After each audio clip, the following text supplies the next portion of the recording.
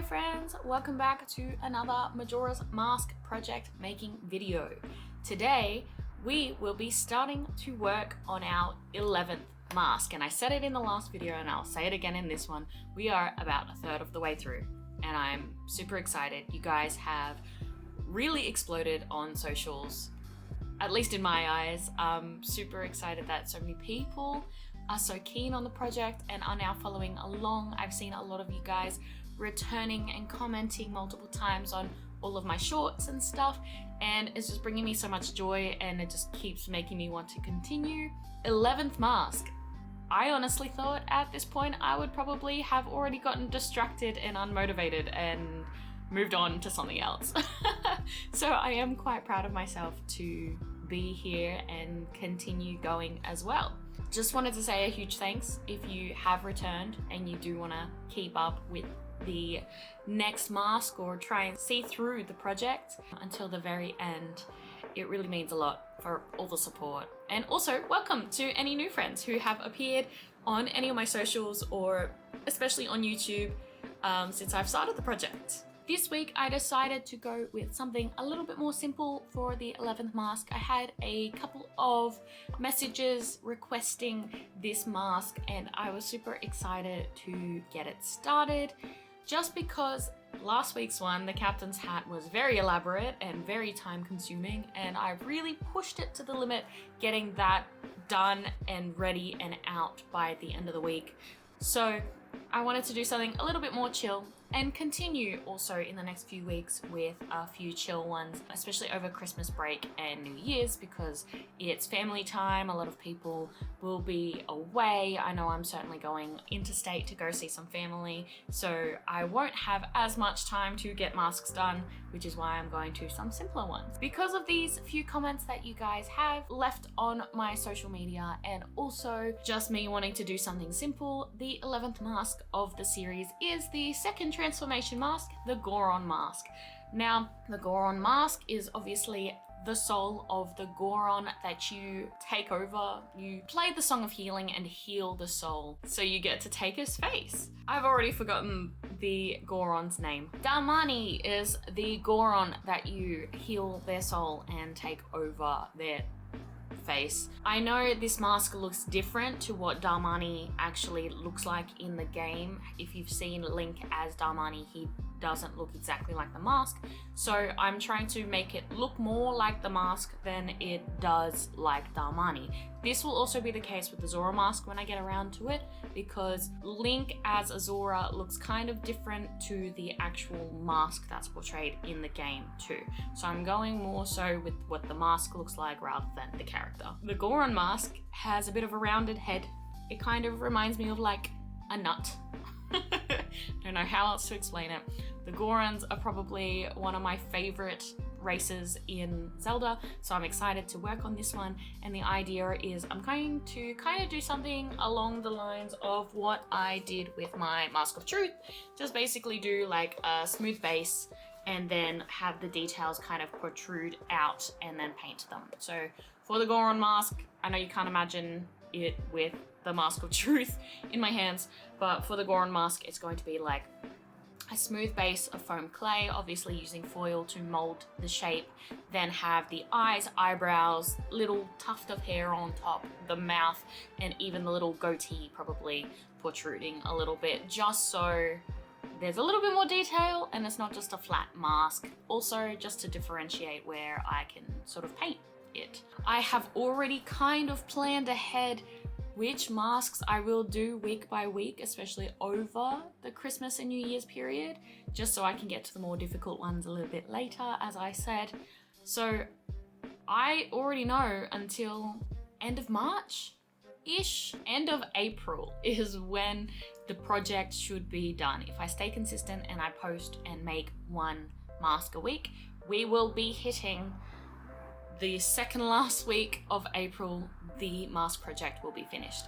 I've also had a few people ask in regards to the order or when we're going to be seeing some of the more popular masks, such as Majora's Mask itself and Fierce Deity, just to give you guys a little bit of a plan, I guess. From the beginning up until now, there hasn't been too much of a plan. It's just been masks that I felt like making or masks that were highly suggested. But towards the end of the project, there is a little bit of like a structure, I think, in the timeline.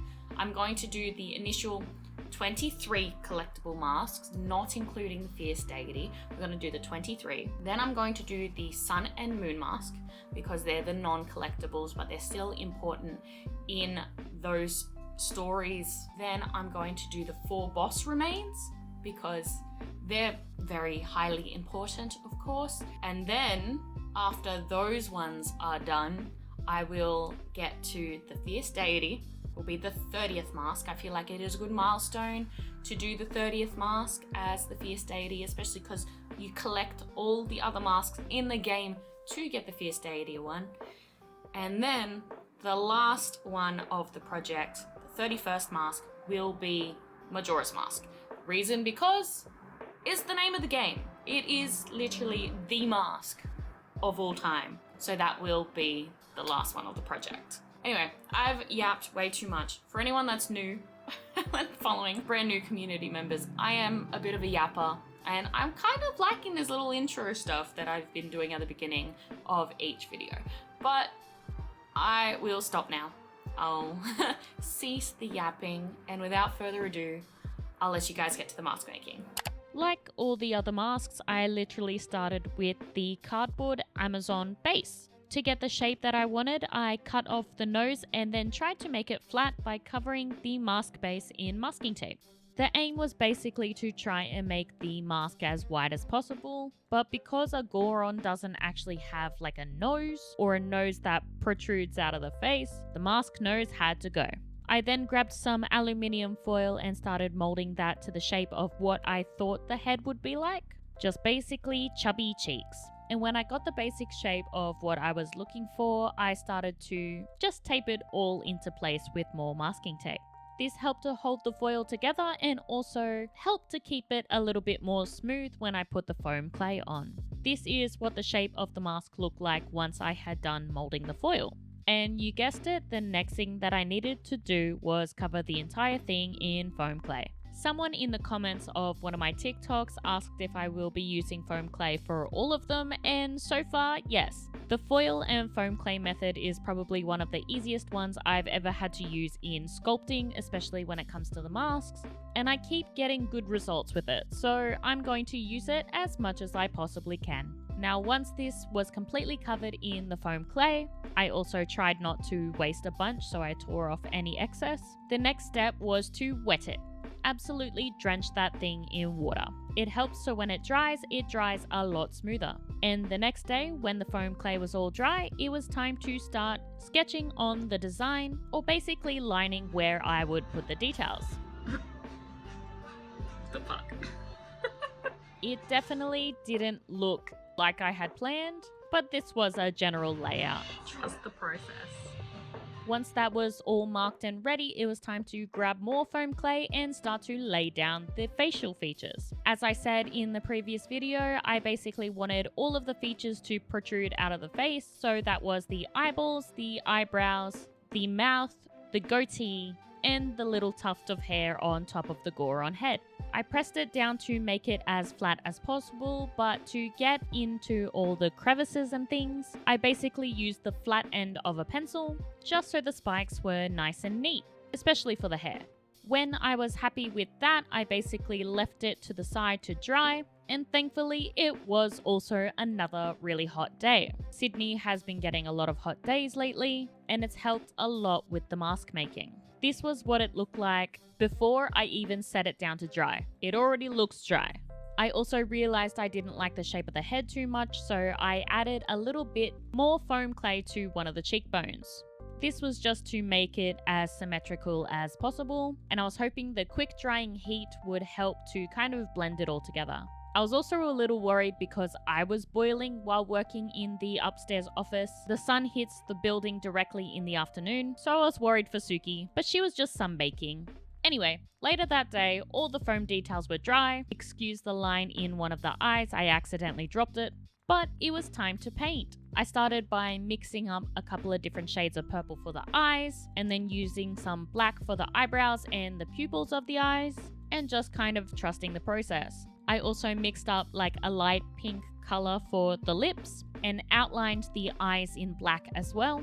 And I think the hardest part was probably mixing up the shade of the skin for the Goron. I just went with a light brown kind of color with more yellow hues, but I underestimated how much paint I would need, especially because I did like 4 coats of paint on this mask. So I did have to keep mixing it up and attempting to get the same shade every time. You can also see me talking in the video because I was on the phone and in a call with my friend Ebubs as I was doing the painting. So shout out to Ebubs for keeping me company while I did that. Luckily, because of the heat of the sun, the paint was pretty much dry once I had completely covered the whole mask in the first coat. And this is what it looked like. It was slowly starting to look more like the model's resource picture, but I wasn't completely happy with it just yet. I then mixed up like a very, very light tan color for the hair, more white than tan, and covered the tuft on top of his head and the goatee under the lips. I also added a white glare to the eyes and went over the purple a couple of times. I also did a couple more coats of the base, but didn't record because my phone was getting too hot. Lastly, it was time to grab my markers and go in with some details. I fixed up the pupils with the black, touched up around the eyes and the eyebrows where I got some of the brown left over from the base. I also grabbed like a maroon marker and started to outline the lip and give him little mouth lines. And then of course drew on his nostrils. And this was him pretty much done. Or so I thought. Something looked odd with him, so I filled in the back of the mask with foam clay and thought about it overnight, and then basically realized I wasn't happy with the positioning of the eye. One of them was just too far apart. Lucky for me, I have quite long nails, so I stuck my nails under the eye and eyebrow, popped it off, and then glued it back down with super glue. I then mixed up more paint and covered where the white was, and the last thing I needed to do was attach the elastic to make it wearable. I was much happier with the results now, and he looked just a little less odd. But anyway, that's the Goron mask done. Please let me know if you like how it turned out. Feel free to subscribe if you want to follow along with the project, and let me know in the comments which mask you want to see next. Thank you all for watching, and I hope to see you all in the next video. Bye bye!